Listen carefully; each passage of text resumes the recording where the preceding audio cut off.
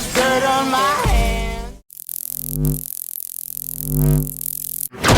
Hello YouTube, Boss Rino, welcome to my channel. So mag-post muna kayo, magtimpla kayo ng Boss Rino Coffee. Sa mga di pa nakaka-order Boss Rino Coffee sa Shopee, search nyo. So ito ay The Darkest Secret. Ang pamagat nito ay 6 paranormal things captured in movies and music clips. So ito yung sa mga movie na may mga na-capture. Kasi di ba pag movie lagi may camera dyan, talagang hindi mawawala ng camera. So hindi mawawala ng mga capture talaga. So ito, tingnan natin to, tirahin na natin to bago pa tirahin ng iba.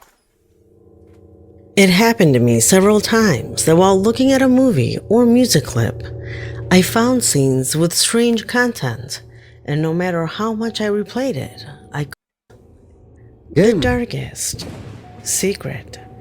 Today we present 6 paranormal things captured in number 6. Ito na, handa na tayo. Ghost month ngayon. What I like the most about this series, that things here are in a controlled environment.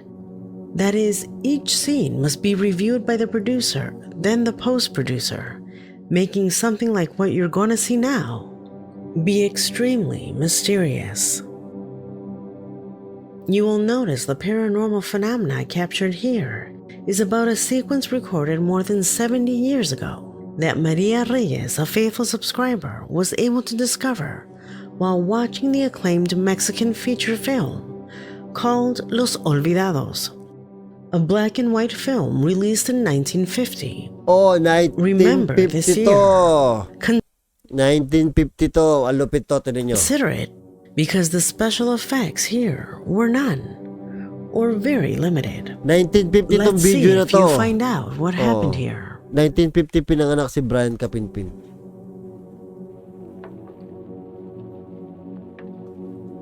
Ay, hayop na ito. ¿Qué me miras? Nada. ¿Qué te traes? Linawan nyo mata nyo. Sigurado meron yan. Nasaan?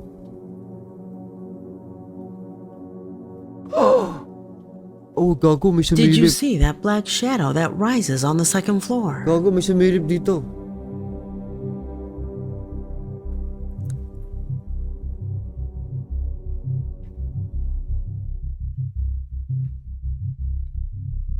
(1952), nahalukay pa talaga. Oh, may sumilip po. Oh. A subtle but odd detail that caught our subscribers' attention because despite the darkness of the place, a shadow similar to an inverted head can be seen coming down, showing itself on a couple of occasions. Buhay pa kaya yung multo na yun? Kasi 1950 pa to eh.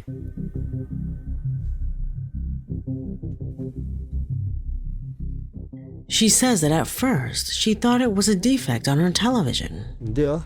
However, she repeated this image on her daughter's tablet, on her cell phone, and other devices, obtaining the same result. Grabe.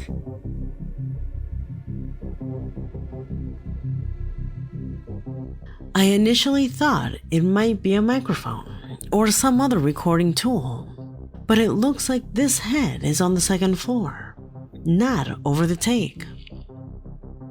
It seems there is no space to install this type of device there. Hindi, sumilip eh. Parang taong sumilip eh. What do you think that is?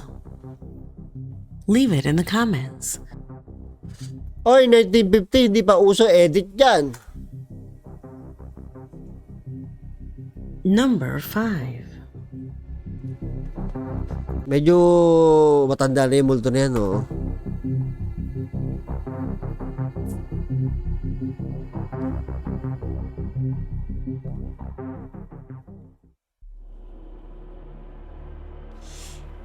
Cheryl Burgos emails us to tell us about a strange thing she saw while watching the movie 13 Lives, a film that portrays the nightmare that 12 children and their coach experienced when they were trapped inside a cave. Oy, napanood ko to.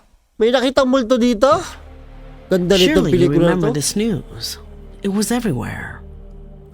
And you'll see, it was supposed to be a school excursion, one more of those that had already been done hundreds of times. But an unexpected rain flooded the cave during their visit, leaving them with no escape. In total, this cave took 2 lives in that incident, a tragedy that is very well portrayed in the film. I'm telling you all of this because for our subscriber, what you see here corresponds to the spirit of one of those people. Napanood ko to. Ganda nito eh.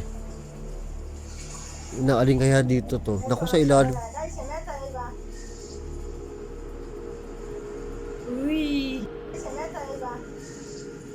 Sa ilalim ng tubig. Oh my God.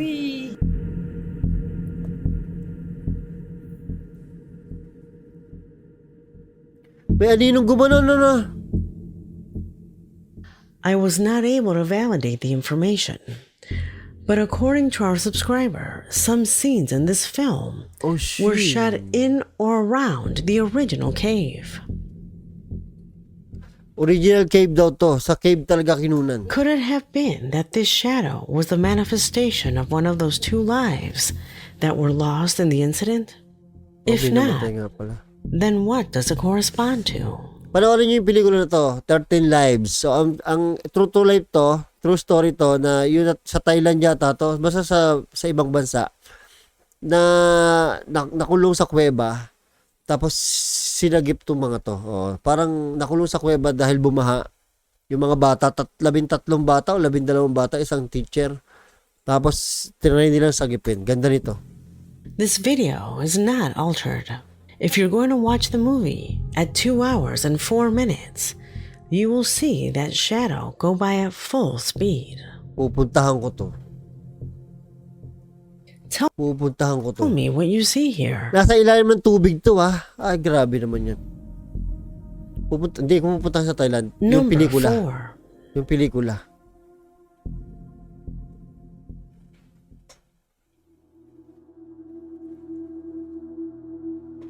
What was that?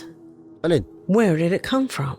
Alin? Those are the questions that Diana Perales, a regular subscriber, asked herself while she was in front of the screen watching I Am Frankie, a soap opera that in its 22nd episode showed a strange situation that was left in the final cut.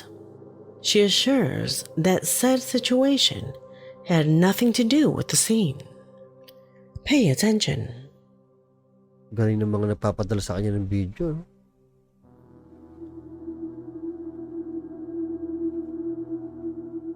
Ah?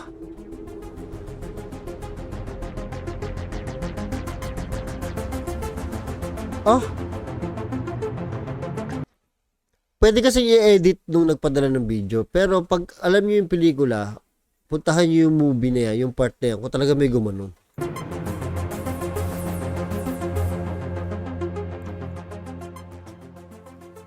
A strange shadow passes behind the actor.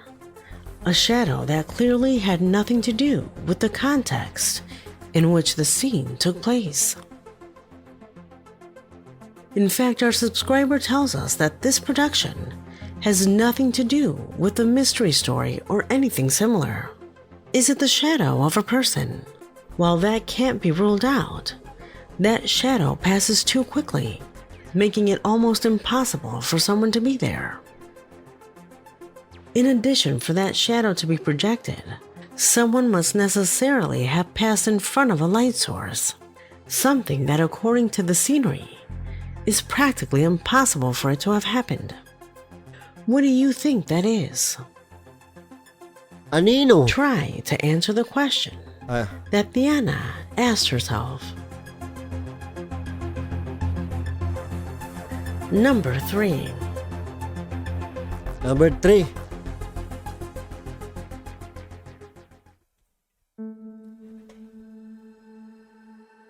The film that you will see below is part of a saga that continues to be released to this day. I'm referring to nothing more, nothing less, the Pirates of the Caribbean, an entertaining movie based on action, romance, and Walking Dead. However, something that you may never have noticed was that in one of the final scenes of Pirates of the Caribbean, The Curse of the Black Pearl, a man appears who is not part of the movie.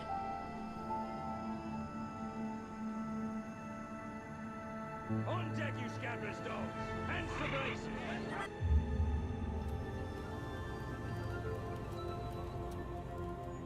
We can tell that this man is not one of the pirates Oh my because God. he's wearing a sleeveless white shirt, a cowboy hat, and also glasses.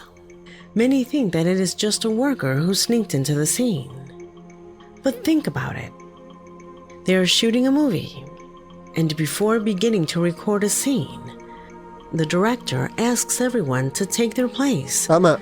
to prevent unwanted features from coming out in the shot. Tama.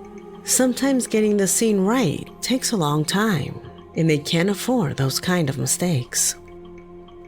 It even goes through a post-production process where someone observes scene after scene to verify that it is correct. I think it is simply an actor, but those who have seen this scene leave open the possibility that it is a ghost of someone who died in this place. Perhaps someone who existed before this set was created here. Hindi pwede ito magkamali ang director na meron ibang tao dito. Imposible. Inaano nila yan. Sinecheck nila na mabuti yan. What do you think? Number 2.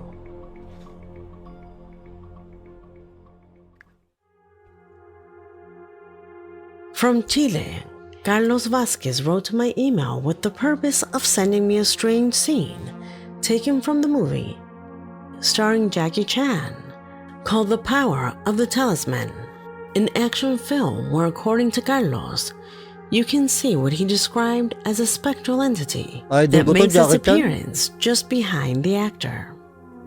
Is it true? Observe the image. Oh my God. Yeah, isa pa to. Imposibleng ano to. Imposibleng makalusot sa director to. Oh.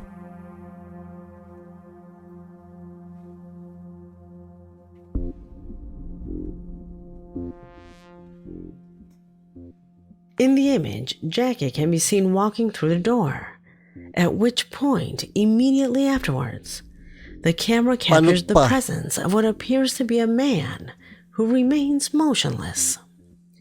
Do you see him? Parang panote, no? Papost ko ah. Oh, paano to? In general, the personnel in charge of the production ensures that no one outside the film enters the recording set.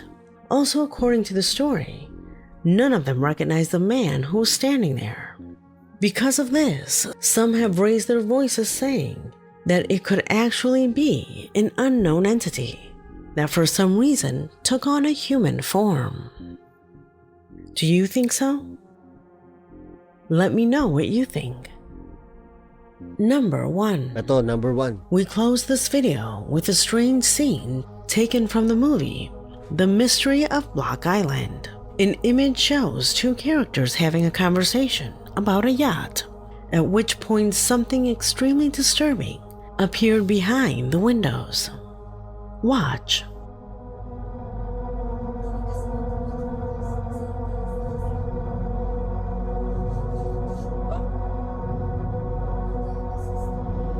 Ulo! Oh my God! Yun no, nakita nyo? You did notice it, right? According to the script, no one else was supposed to appear in the scene. Neither actors nor technical staff. So until now, no one can explain who or what was appearing in the background. Do you think that the camera has registered the presence of a paranormal manifestation? Saka sa pelikula, ang gaganda ng camera niyan. Sobrang gaganda. Kaya siguro nakakakuha ng mga multo yung mga yan. Let me know your opinions in the comment box. Because this video has is come to come to an an end. My name is Leonor Clay. And this was the darkest secret. Nakakatuwa no, mga napanood ko na yung iba pero ngayon ko lang nalaman na may mga ganun pala lumabas sa mga movie na yun. No? Hindi kasi natin makapansin yun eh. Linaw ng mga mata ng mga I came from the mud. dirt on my hands.